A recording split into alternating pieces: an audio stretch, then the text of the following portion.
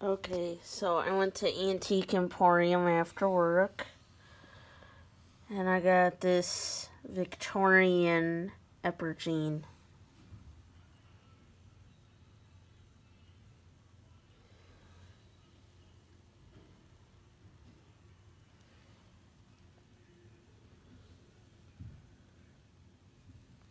So, it does come apart like that. Just like the Fenton.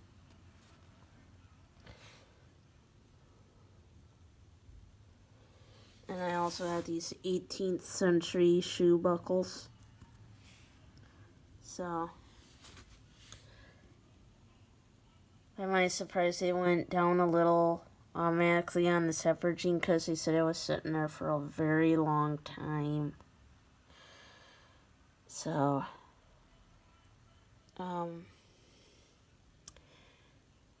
they usually have cool stuff there at Antique Emporium, you know. So,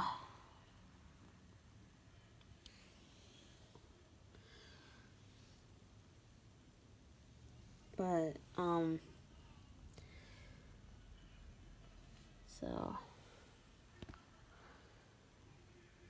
it's, you could put like a flower in here or whatever.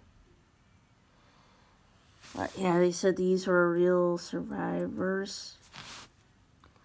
So, yeah. So back in the day, these would, attach on your shoe, basically. So,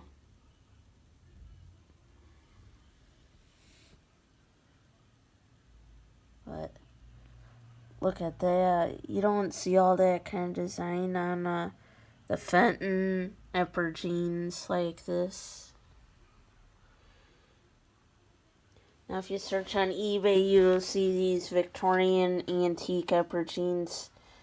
All look different. Some of them have more than one of these horns. And some got where their horns actually hang off and look like a teardrop. So, this is milk glass with design on it. So,